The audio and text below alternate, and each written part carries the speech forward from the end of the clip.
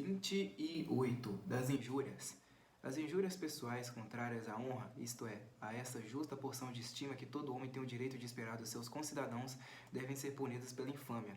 Há uma contradição notória entre as leis ocupadas sobretudo com a proteção da fortuna e da vida de cada cidadão, e as leis que se chama a honra, que preferem a opinião a tudo. A palavra honra é uma daquelas sobre as quais se fizeram os mais brilhantes raciocínios, sem ligar-se a nenhuma ideia fixa e precisa. Tal é a triste condição do espírito humano, que conhece melhor as revoluções dos corpos celestes do que as verdades que o tocam de perto e que importam em sua felicidade. As noções morais que mais o interessam lhe são incertas, só as entrevê cercadas de trevas e flutuando ao sabor do turbilhão das paixões. Esse fenômeno deixará de causar espanto quando se considerar que, semelhantes aos objetos que se confundem aos nossos olhos, porque estão próximos demais, as ideias morais perdem a clareza por estarem demasiado ao nosso alcance. Apesar de sua simplicidade, discernimos com dificuldade os diversos princípios de moral e julgamos muitas vezes sem conhecê-los os sentimentos do coração humano. Quem observar com alguma atenção a natureza e os homens, não se admirará de todas essas coisas. Pensará que para ser feliz e tranquilo, o homem talvez não tenha necessidade de tantas leis, nem de tão grande aparato moral. A ideia da honra é uma ideia complexa, formada não somente de várias ideias simples, mas também de várias ideias complexas por si mesmas. Segundo os diferentes aspectos sobre os quais a ideia da honra se apresenta ao espírito, algumas vezes ela encerra e outras exclui certos elementos que a compõem, só conservando nessas diferentes situações um pequeno número de elementos comuns, como várias quantidades algébricas, admitindo um divisor comum. Para achar esse divisor comum das diferentes ideias que os homens fazem da honra, lancemos um rápido olhar sobre a formação das sociedades. As primeiras leis e os primeiros magistrados originaram-se da necessidade de impedir o abuso que teria ocasionado o despotismo natural de todo um homem mais robusto do que o vizinho. Foi esse o objeto do estabelecimento das sociedades, e essa a base real ou aparente de todas as leis, mesmo as que encerram princípios de destruição. Mas a aproximação dos homens e os progressos dos seus conhecimentos fizeram nascer em seguida uma infinidade de necessidades e ligações recíprocas entre os membros da sociedade. Nem todas essas necessidades tinham sido previstas pela lei, e os meios atuais de cada cidadão não lhe bastavam para satisfazê-las. Começou então a estabelecer-se o poder da opinião, por meio da qual podem obter-se certas vantagens que as leis não podiam proporcionar, e evitar males de que elas não podiam preservar. É a opinião que constitui muitas vezes o suplício do sábio e do medíocre. É ela que concede as aparências da virtude, o respeito que recusa a própria virtude. É a opinião que de um vil acelerado faz um missionário ardente, quando esconde seu interesse nessa hipocrisia. Sob o reinado da opinião, a estima dos outros homens não é somente útil, mas indispensável que permanecer ao nível dos seus concidadãos. O ambicioso procura os sufrágios da opinião que lhe serve os projetos. O homem vão mendiga-os como um testemunho do próprio mérito. O homem de honra exige-os porque não pode dispensá-los. Essa honra que muita gente prefere à própria existência só foi conhecida depois que os homens se reuniram em sociedade. Não pode ser posta no depósito comum. O sentimento que nos liga à honra não é outra coisa senão uma volta momentânea ao estado de natureza, um movimento que nos subtrai por um instante a leis cuja proteção é insuficiente em certas ocasiões. Segue-se daí que na extrema liberdade política, como na extrema dependência, as ideias de honra desaparecem ou se confundem com outras ideias. No estado de liberdade ilimitada, as leis protegem tão fortemente que não se tem necessidade de buscar o sufrágio da opinião pública. No estado de escravidão absoluta, o despotismo, que anula a existência civil, só deixa a cada indivíduo uma personalidade precária e momentânea. A honra só é, pois, um princípio fundamental nas monarquias temperadas, onde o despotismo do senhor é limitado pelas leis. A honra produz quase numa monarquia o efeito que produz a revolta nos estados despóticos. O súdito entra por um momento no estado de natureza e o soberano tem a recordação da antiga igualdade. 29. Dos duelos. A honra, que não é senão a necessidade dos sufrágios públicos, deu nascimento aos combates singulares que só puderam estabelecer-se na desordem das más leis. Se os duelos não estiverem em uso na antiguidade, como algumas pessoas o creem, é que os antigos não se reuniam armados com um ar de desconfiança nos tempos no teatro entre os amigos. Talvez também sendo o duelo um espetáculo muito comum que vis-escravos davam ao povo, os homens livres tivessem receio de que os combates singulares não bastassem para que eles fossem considerados homens honrados. Seja como for, é em vão que se experimentou entre os modernos impedir os duelos com pena de morte. Essas leis severas não puderam destruir um costume fundado numa espécie de honra, mais cara aos homens do que a própria vida. O cidadão que recusa um duelo vê-se presa do desprezo dos seus concidadãos, é forçado a levar uma vida solitária, a renunciar aos encantos da sociedade, ou a expor-se constantemente aos insultos e à vergonha cujos repetidos golpes o afetam de maneira mais cruel do que a ideia do suplício. Por que motivo serão os duelos menos frequentes entre os homens do povo do que entre os grandes? É somente porque o povo não traz espada, é porque tem menos necessidade de sufrágios públicos do que os homens da condição mais elevada, que se observam entre si com mais desconfiança e inveja. Não é inútil repetir aqui o que já se disse certa vez, que o melhor meio de impedir o duelo é punir o agressor, isto é, aquele que deu lugar à querela, a declarar inocente aquele que, sem procurar tirar a espada, se viu constrangido a defender a própria honra, isto é, a opinião que as leis não protegem suficientemente, e mostrar aos seus concidadãos que pode respeitar as leis, mas que não teme os homens. 30. Do roubo. Um roubo cometido sem violência deveria ser punido com uma pena pecuniária. É justo que quem rouba o bem de outrem seja despojado do seu. Mas se o roubo é ordinariamente o crime da miséria e do desespero, se esse delito só é cometido por essa classe de homens infortunados, a quem o direito de propriedade, direito terrível e talvez necessário, só deixou a existência como único bem, as penas pecuniárias contribuirão simplesmente para multiplicar os roubos, aumentando o número de indigentes, arrancando pão a uma família inocente para dá-la a um rico talvez criminoso. A pena mais natural do roubo será, pois, essa espécie de escravidão, que é a única que se pode chamar justa, isto é, a escravidão temporária, que torna a sociedade senhora absoluta da pessoa e do trabalho do culpado para fazê-lo expiar por essa dependência o dano que causou e a violação do pacto social. Se, porém, o roubo é acompanhado de violência, é justo ajuntar a servidão às penas corporais. Outros escritores mostraram, antes de mim, os inconvenientes graves que resultam do uso de aplicar as mesmas penas contra os roubos cometidos com violência e contra aqueles que o ladrão só empregou a astúcia. Fez-se ver quanto é absurdo pôr na mesma balança uma certa soma de dinheiro e a vida de um homem. O roubo com violência e o roubo de astúcia são delitos absolutamente diferentes, e a ação política deve admitir, ainda mais do que as matemáticas, o axioma certo de que entre dois objetos heterogêneos há uma distância infinita. Essas coisas foram ditas, mas é sempre útil repetir verdades que jamais se puseram em prática. Os corpos políticos conservam por muito tempo o movimento recebido. É, porém, moroso e difícil imprimir-lhes um novo movimento. 31. Do contrabando. O contrabando é o verdadeiro delito que ofende o soberano e a nação, mas cuja pena não deveria ser infamante, porque a opinião pública não empresta nenhuma infâmia a essa espécie de delito. Porque, pois, o contrabando, que é um roubo feito ao príncipe, e por conseguinte a nação, não acarreta a infâmia sobre aquele que o exerce, é que os delitos que os homens não consideram nocivos aos seus interesses não afetam bastante para excitar a indignação pública. Tal é o contrabando. Os homens sobre os quais as consequências remotas de um ato só produzem impressões fracas não veem o dano que o contrabando pode causar-lhes. Chegam mesmo às vezes a retirar dele vantagens momentâneas. Não veem senão o mal causado ao príncipe e para recusar estima ao culpado só tem uma razão premente contra o ladrão, o falsário e alguns outros criminosos que podem prejudicá-los pessoalmente. Essa maneira de sentir é a consequência do princípio incontestável de que todo ser sensível só se interessa pelos males que conhece. O contrabando é um delito gerado pelas próprias leis, porque quanto mais se aumenta os direitos, tanto maior é a vantagem do contrabando. A tentação de exercê-lo é também tão forte quanto mais fácil é cometer essa espécie de delito, sobretudo se os objetos proibidos são de pequeno volume, e se são interditos numa tão grande circunferência de território que a extensão deste torne difícil guardá-lo. O confisco das mercadorias proibidas, e mesmo de tudo que se acha apreendido com objetos de contrabando, é uma pena justíssima. Para torná-la mais eficaz, seria preciso que os direitos fossem pouco consideráveis, pois os homens só se arriscam na proporção do lucro que o êxito possa proporcionar-lhes. Será, porém, o caso de deixar impune o culpado que não tem nada que perder? Não. Os impostos são parte tão essencial e tão fácil, aliás, e tão difícil numa boa legislação, e estão de tal modo comprometidos em certas espécies de contrabando, que tal delito merece uma pena considerável como a prisão e mesmo a servidão, mas uma prisão e uma servidão análogas à natureza do delito. Por exemplo, a prisão de um contrabandista de fumo não deve ser a do assassino ou a do ladrão. E, sem dúvida, o castigo mais conveniente ao gênero do delito seria aplicar a utilidade do fisco à servidão e o trabalho daquele que pretendeu fraudar-lhe os direitos.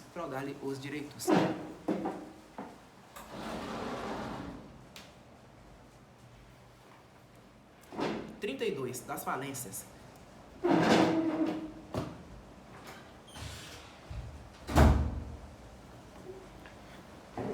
O legislador que percebe o preço da boa-fé nos contratos e que quer proteger a segurança do comércio deve dar recurso aos credores sobre a pessoa, mesmo de seus devedores, quando estes abrem falência. Importa, porém, não confundir o falido fraudulento com o que é de boa-fé. O primeiro deveria ser punido como o são os moedeiros falsos, porque não é maior o crime de falsificar o metal amoedado, que constitui a garantia dos homens entre si, do que falsificar essas obrigações mesmas. Mas o falido de boa-fé, o infeliz que pode provar, evidentemente, aos seus juízes que a infidelidade de outrem, as perdas de seus correspondentes, ou, enfim, contratempos que a prudência humana não poderia evitar, o despojar dos seus bens deve ser tratado com menos rigor. Por que motivos bárbaros? Ousar-se-á mergulhá-lo nas masmorras, privá-lo do único bem que lhe resta na miséria, a liberdade, e confundi-lo com os criminosos e forçá-lo a arrepender-se de ter sido honesto. Vivia tranquilo ao abrigo de sua probidade e contava com a proteção das leis. Se as violou, é que não estava em seu poder conformar-se exatamente a essas leis severas que o poder e a avidez insensível impuseram e que o pobre aceitou seduzido pela esperança que subsistir sempre no coração do homem e que o faz acreditar que todos os acontecimentos felizes serão para ele e todas as desgraças para os outros. O medo de ser ofendido predomina geralmente na alma sobre a vontade de prejudicar, e os homens, entregando-se às suas primeiras impressões, amam as leis cruéis, se bem que seja do seu interesse viver sob leis brandas, pois eles próprios estão submetidos a elas. Mas voltemos ao falido de boa fé. Não o desobriguem de sua dívida, senão depois que ele a tiver pago inteiramente. Recusem-lhe o direito de subtrair-se aos credores sem o consentimento destes, e a liberdade de levar adiante a sua indústria. Forcem-no a empregar seu trabalho e seus talentos no pagamento do que deve, proporcionalmente aos seus lucros, mas sob nenhum pretexto legítimo não se poderá fazê-lo sob uma prisão injusta e inútil aos credores. Disse-á talvez que os horrores da prisão obrigarão o falido a revelar as trapaças que ocasionaram uma falência suspeita de fraude. É bem raro, porém, que essa espécie de tortura seja necessária se fizer um exame rigoroso da conduta dos negócios do acusado. Se a fraude do falido for muito duvidosa, será melhor optar por sua inocência. Há uma máxima geralmente certa em legislação, segundo a qual a impunidade de um culpado tem graves inconvenientes, mas a impunidade é pouco perigosa quando o delito é difícil de constatar-se. Alegar-se-á também a necessidade de proteger os interesses do comércio, assim como o direito de propriedade, que deve ser sagrado. Mas o comércio e o direito de propriedade não são o fim do pacto social, são apenas meios que podem conduzir a esse fim. Se submeterem todos os membros da sociedade a leis cruéis, para preservá-los dos inconvenientes que são as consequências naturais do estado social, isso será faltar ao fim procurando atingi-lo. E esse é o erro funesto que perde o espírito humano em todas as ciências, mas sobretudo na política. Poder-se-ia distinguir a fraude do delito grave, mas menos odioso, e fazer uma diferença entre o delito grave e a pequena falta, que seria preciso separar também da perfeita inocência. No primeiro caso, aplicar-se-iam ao culpado as penas aplicáveis ao crime de falsário. O segundo delito seria punido com penas menores, com a perda da liberdade. Deixar-se-ia ao falido inteiramente inocente a escolha dos meios que desejasse empregar para estabelecer os seus negócios. E no caso de um delito leve, dar-se-ia aos credores do direito de prescrever esses meios. Mas a distinção entre faltas graves e leves deve ser obra da lei, que é a única imparcial. Seria perigoso abandoná-la à prudência arbitrária de juiz. É tão necessário fixar limites na política quanto nas ciências matemáticas, porque o bem público se mede como os espaços e a extensão. Seria fácil ao legislador previdente impedir a maior parte das falências fraudulentas e remediar a desgraça do homem laborioso, que falta aos seus compromissos sem ser culpado. Possam todos os cidadãos consultar a cada instante os registros públicos nos quais se terá uma nota exata de todos os contratos, e que contribuições sabiamente repartidas entre os comerciantes felizes formem um banco do qual se tirem somas convenientes para socorrer a indústria infeliz. Tais estabelecimentos só poderão ter vantagens numerosas sem conveniência real. Mas essas leis fáceis, há um tempo tão simples e tão sublimes, essas leis que esperam apenas o sinal do legislador para espalhar sobre as nações a abundância e a força, essas leis que seriam motivo de reconhecimento eterno de todas as gerações, são desconhecidas ou rejeitadas. Um espírito de hesitação e ideias estreitas, a tímida prudência do momento, uma rotina obstinada que teme as inovações mais úteis, tais são os móveis ordinários dos legisladores que regulam o destino da fraca humanidade. 33. Dos delitos que perturbam a tranquilidade pública.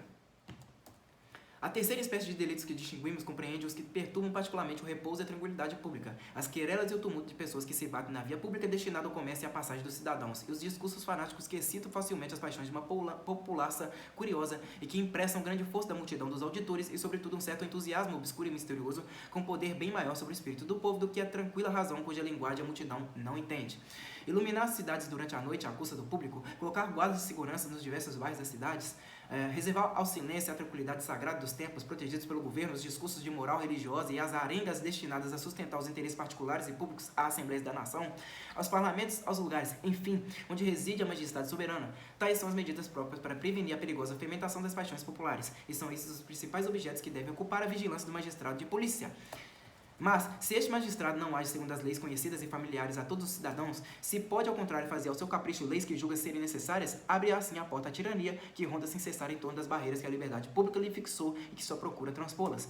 Creio não haver exceção à regra geral de que os cidadãos devem saber o que precisam fazer para serem culpados e o que precisam evitar para serem inocentes. Um governo que tem necessidade de censores ou de qualquer outra espécie de magistrados arbitrários prova que é mal organizado e que sua Constituição não tem força. Num país em que o destino dos cidadãos está entregue à incerteza, a tirania oculta e imola mais vítimas do que o tirano mais cruel que age abertamente.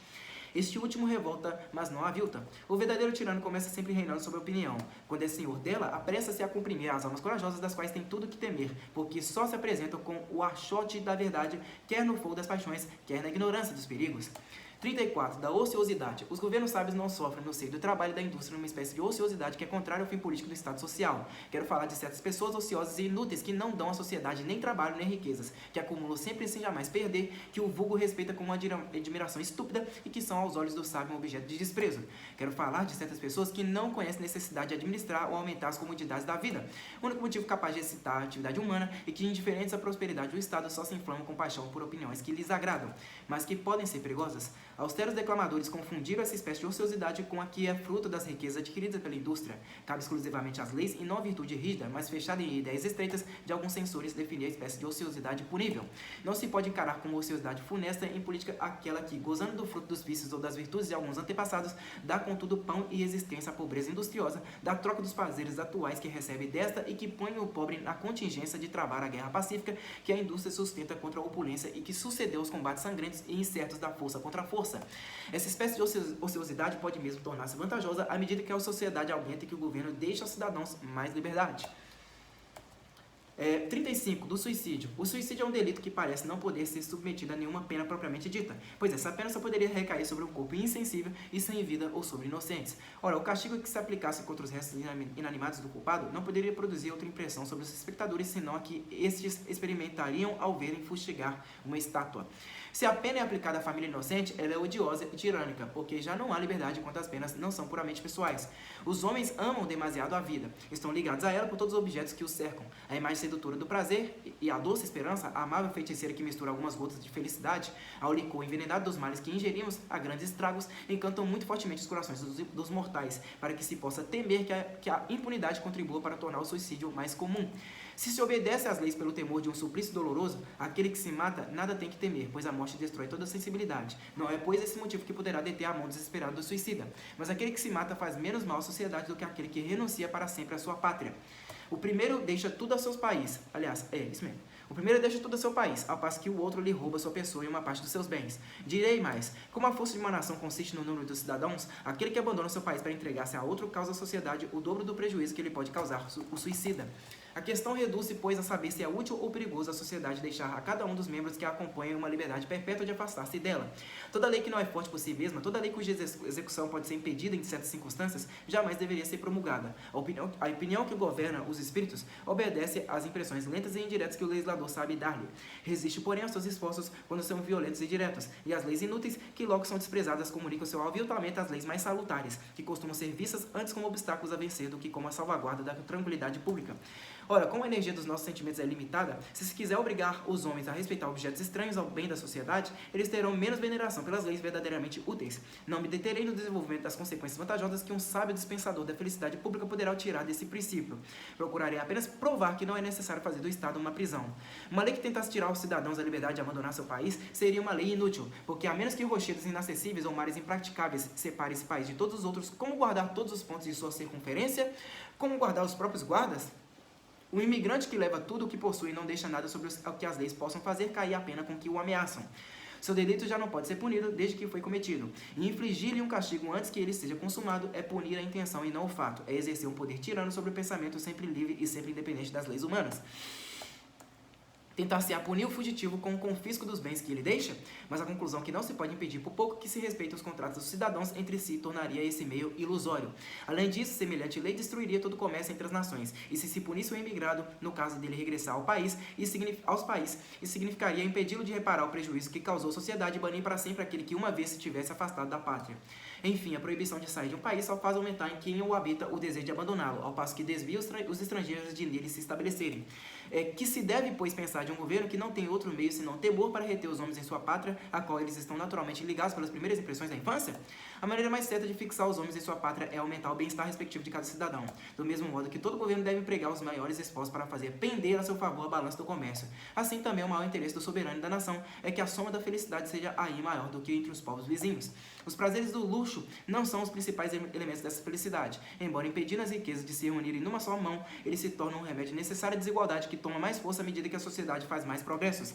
Mas os prazeres do luxo são a base da felicidade pública, num país em que a segurança dos bens e a liberdade das pessoas dependem exclusivamente das leis, porque então esses prazeres favorecem a população, ao passo que se tornam um instrumento de tirania para um povo cujos direitos não são garantidos. Assim como os animais mais generosos e os livres habitantes dos ares preferem as solidões inacessíveis e as florestas longínquas, onde sua liberdade não corre risco, aos campos alegres e férteis que um homem seu inimigo semeou de armadilhas, assim também os homens evitam o próprio prazer quando este lhes é oferecido pela mão dos tiranos. Está, pois, demonstrado que a lei que prende os cidadãos ao seu país é inútil e injusta, e o mesmo juízo deve ser feito sobre a que pune o suicídio.